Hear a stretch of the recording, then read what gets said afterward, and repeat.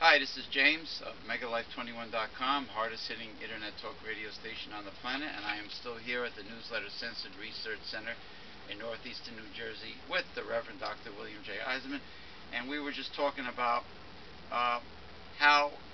about people that are, they might be famous, they might be celebrities in the limelight, or they might not be, but these are very wealthy people in America that claim to be very generous, very compassionate. They're philanthropists, like we were talking about Oprah Winfrey, Bill Gates, people that are not too shy about letting the media know when they give away a lot of things to the poor. When Oprah gives away tons of things on her show, and she gives once in a while she'll give a low budget house to a low income or poor family. She'll give a house away. Meanwhile, the poor family can't afford the property tax. And actually, these are sponsors that are supplying all these gifts, not people like Oprah. And otherwise, it's a write-off, a tax write-off for the wealthy.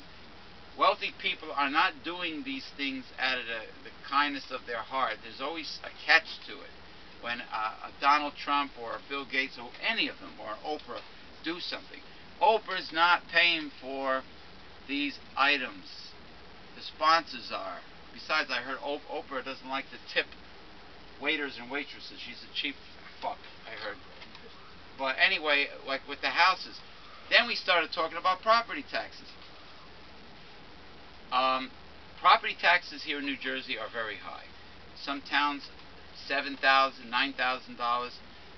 This woman got a house that, was the house a low budget? She's had the house for years. She's had the house. Years and years. The house is paid off. She's had it for years. Her taxes, she can't afford her taxes. They're $9,000.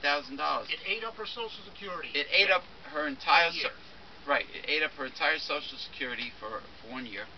So we were saying, gee, the governor of New Jersey is a liberal Democrat. He's practically a billionaire, but he's a liberal Democrat. Jon Corzine. Instead of having very high property taxes for the little guy, and some taxes are absolutely bonkers, like Montclair, a lot of the houses were reassessed at $20,000 a year property tax. I mean, insane. Instead of having very high property taxes, why don't they shift the burden onto state income tax for the rich? Class warfare. Oh, class warfare. But it's fair.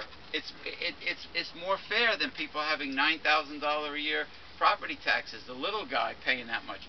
Isn't it more fair to have the rich pay more in income tax, in state and federal income tax? They're still rich, even though they pay more, Reverend Bill, in taxes. These people will still be wealthy. And to me, it's not just class war, like the greedy neoconservatives like to call it. It is just a fair way to live. It's just a fair way to live. Obviously, they don't think so. They haven't thought so in the last 29 years under Reagan and etc. And of course, right now, they don't want to pay their fair share.